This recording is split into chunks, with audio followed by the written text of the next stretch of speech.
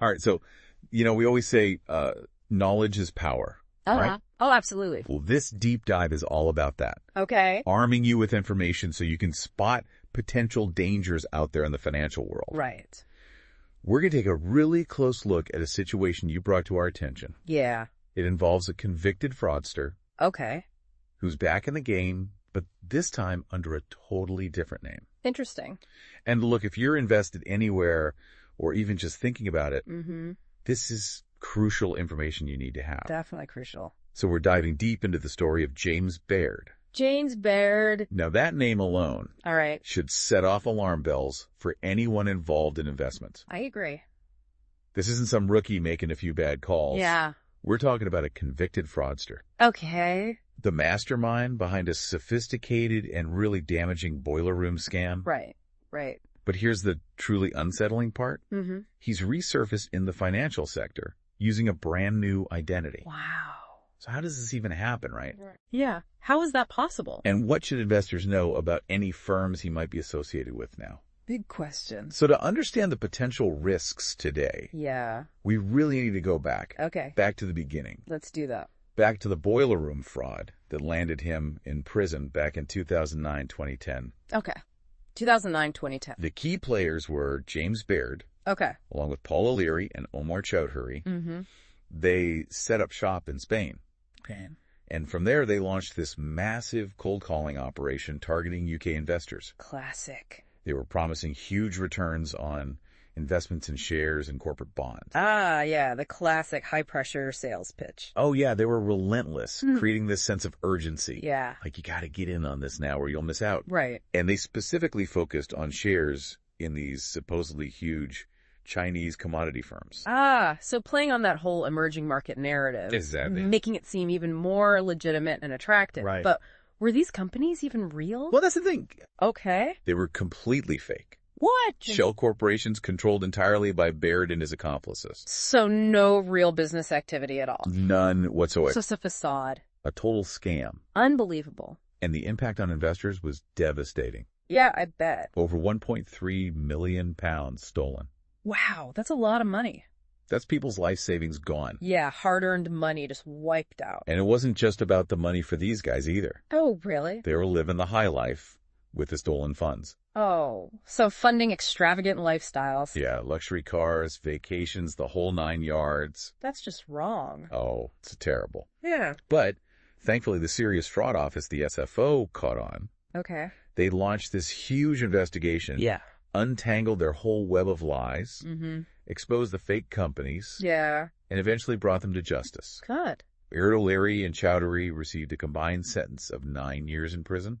9 years. You'd think that would be the end of it, right? You would think so, right? Yeah. I mean, they got caught. They served their time. Yeah, but that's not what happened. Oh, no. This is where the story takes an even darker turn. Ooh, it's getting interesting. Even after serving his sentence, Baird didn't just fade away. He was determined to get back into the financial world. Really? And not just that he actively violated court orders. Oh, wow. He was not giving up. No, he wasn't. He was told to declare all his assets under a Proceeds of Crime Act restraint order. Right. But he didn't. He didn't declare them. Nope. He kept hiding his ill-gotten gains. So still trying to keep that money hidden. Exactly. And then it gets even worse. Okay, what else did he do? He started using fake identities to open bank accounts. Oh, wow. Trying to cover his tracks even more? Yeah. And he even got his hands on a forged passport. A forged passport? Yeah, so he could operate internationally under the radar. So this guy's like a ghost just slipping through the cracks? Well, they did eventually catch up with him again. Okay. In 2014, his sentence was extended. Oh. Because he hadn't paid back the £1 million he owed. He hadn't complied with the confiscation order. Right. He just refused to pay. Wow. So even more prison time. Yep. But even that didn't stop him from trying to get back into finance. It's like he couldn't resist the pull of the industry. It really is. And that brings us to the present day. Okay. And Baird's new identity. This is where it gets really interesting. He's now going by the name James Harper. James Harper. And he's landed a senior position at a company called New Capital Link. New Capital Link. They're an investment introducer. Okay. Connecting investors with loan notes and shareholding opportunities. So he's right back in the thick of things. He is. And that's why we're doing this deep dive. Yeah, this is important. Because on the surface, New Capital Inc. might seem totally legitimate, but knowing that Baird, or rather Harper, is a senior figure there, yeah, it raises all sorts of red flags. Oh, absolutely huge red flags. Ethically, it's just wrong. Yeah, I mean, how can a convicted fraudster be in a position of authority in a financial firm? Right, and legally, it makes you question their whole due diligence process. Exactly, like who is vetting these people? And remember Baird's history. Yeah, the cold calling, the high pressure tactics. So if you get a call from New Capital Inc. Promising you the moon, be very, very careful. Extremely careful. That's a classic sign of a scam. And knowing he created fake companies before, we really need to scrutinize the investments New Capital Inc. is offering. Absolutely. Like, what are they actually investing in? Right. Are these real companies or more shell corporations? Yeah. Are they legitimate businesses with solid financials? Those are questions any investor needs to ask. Especially when someone like Baird is involved. This case really highlights a disturbing reality in finance. What's that? It's so hard to keep people with a history of fraud out of the industry. Yeah, it's like they find ways to slip back in. They change their names, they adapt their methods, right? And they exploit the loopholes. Yeah. So it's up to us to be vigilant. Exactly. We can't just rely on regulators to catch everything. So what can you, the listener, do to protect yourself? All right, let's get practical. If you're thinking about investing through New Capital Inc. Or any firm linked to James Baird or James Harper, right, you need to do your due diligence. Due diligence is key. Don't just take their word for it. No way. Dig deep. Exactly. Investigate the company's history. Look for any regulatory filings, news articles, anything you can find.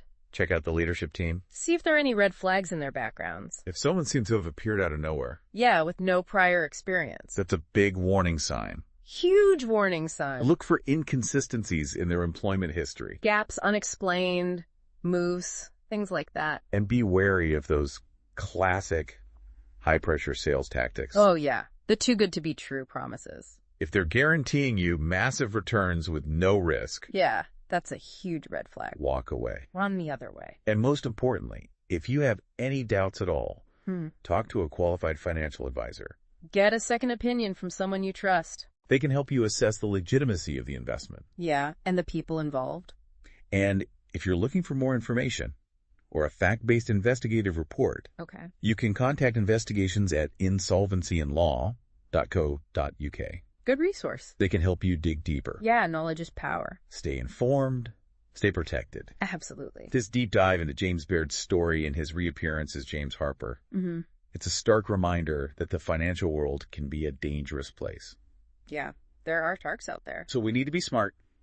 Be informed. Be cautious. And never let our guard down. Definitely good advice. It really makes you think. About what? In this world of investment opportunities. Yeah. How do we balance the desire for growth with the need for really careful due diligence? Right. How do we make sure we're not being taken advantage of? It's a constant challenge. It is. But the story of James Baird shows us just how important it is. Yeah, to be skeptical, to ask questions. To look beyond the surface and do our homework. And ultimately protect ourselves. Absolutely. And good advice. All right. That's it for this deep dive. Until next time. Stay safe out there. And stay informed. We'll see you in the next one. Bye.